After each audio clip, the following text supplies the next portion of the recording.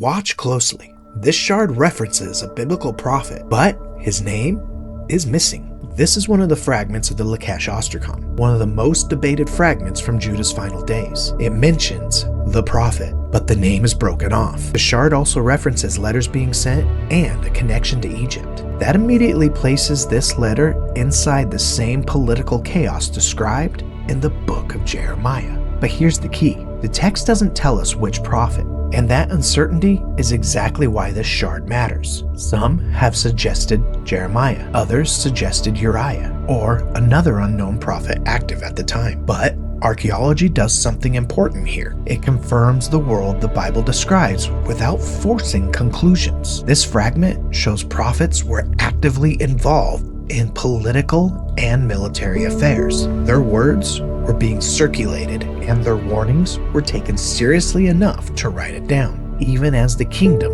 was collapsing. This isn't legend, it's history with the name broken off. You won't believe what survived the destruction of Judah, and it wasn't a weapon or a wall. This is one of the fragments of the Lachesh Ostracon, a heavily broken pottery fragment from the final days before Babylon destroyed the city. Most of the writing is gone, names are missing, sentences are cut off, but one thing still survives: a blessing invoking the name of God. Even when the message is shattered, faith is still visible. And that tells us something powerful about the people behind the Bible. Faith wasn't reserved for temples or ceremonies. It followed into everyday communication.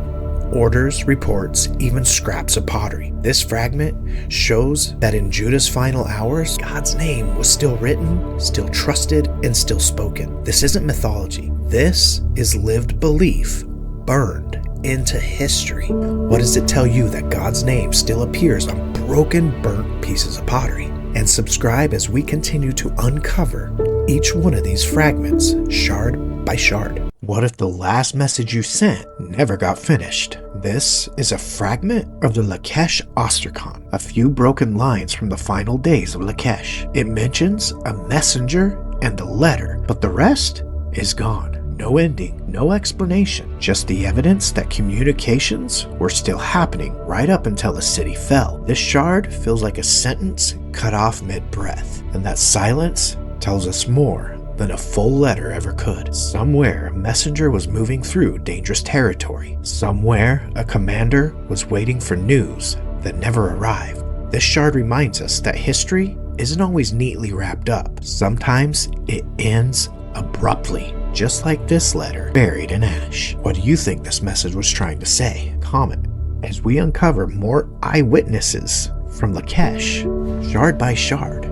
Each one tells a different story. What if the last records of your city weren't prayers or plans, but oil measurements? This is one of the fragments of the Lachesh Ostracon. It's a small shard, but it speaks volumes. Quite literally, it records quantities of oil or grain, basic necessities for life. No emotion, no speeches, just careful accounting in the middle of a siege. This is what the end looks like on paper, not chaos, but rationing. And that's what makes this shard so heavy. When a kingdom is reduced to counting oil, it means survival is all that's left. Lachesh wasn't dreaming of victory anymore. They were measuring tomorrow, drop by drop. This Ostracon reminds us that before Babylon burned the city, Judah was already being slowly drained. Does seeing this everyday record make this more real to you? Comment below and subscribe as we look over more of these eyewitness testimonies, shard by shard. You won't believe how this story ends, not with a sentence, but with silence.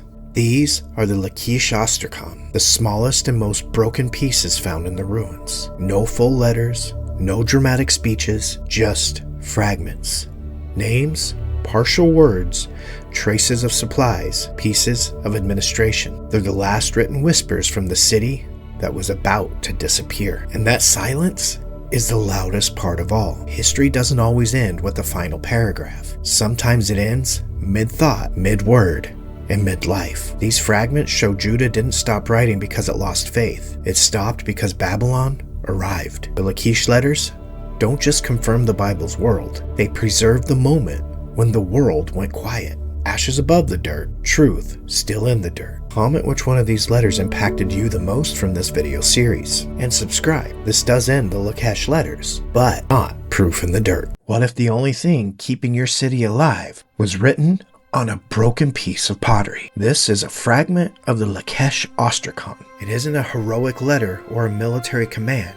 It's a ration list, a record of grain or supplies being distributed inside the fortress of Lakesh. Just names, quantities, and a sense of shrinking resources. It's the quiet evidence of a city trying to survive one handful at a time. Because when an army is starving, the war is already being lost. This shard shows the moment when Judah wasn't just fighting Babylon on the battlefield. They were fighting hunger, scarcity, desperation. Every number of this pottery is a reminder that Lakesh was running out of everything, except the will to keep going. Comment if you want to see another ration list from Lakesh, and subscribe for more shards, more stories, and more proof in the dirt.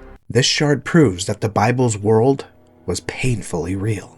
Watch till the end. This is one of the fragments of the Lakesh Ostracon. It's another administrative fragment from the final days before Babylon destroyed Judah. It contains names and assignments, possible duty lists or allocations. Nothing heroic, nothing dramatic, just people still doing their jobs while the walls were about to fall. And that detail changes everything. The Bible doesn't describe a mythic collapse, it describes a real one.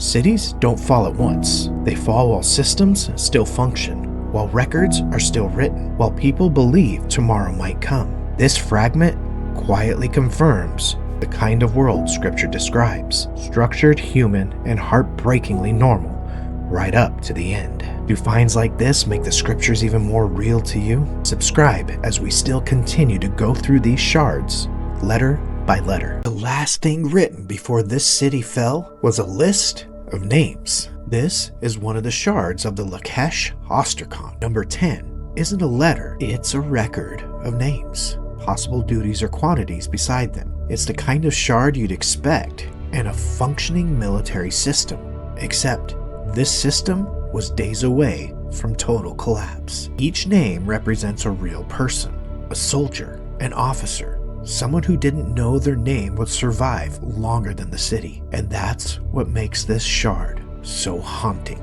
Empires don't fall all at once. They fall while people are still doing their jobs, still keeping records, still believing tomorrow might come. This Ostracon reminds us that history isn't just kings and battles. It's ordinary people written into eternity on broken clay. Do you think any of these names appear elsewhere in the Bible? Let us know in the comments. And subscribe because we're not done covering these letters.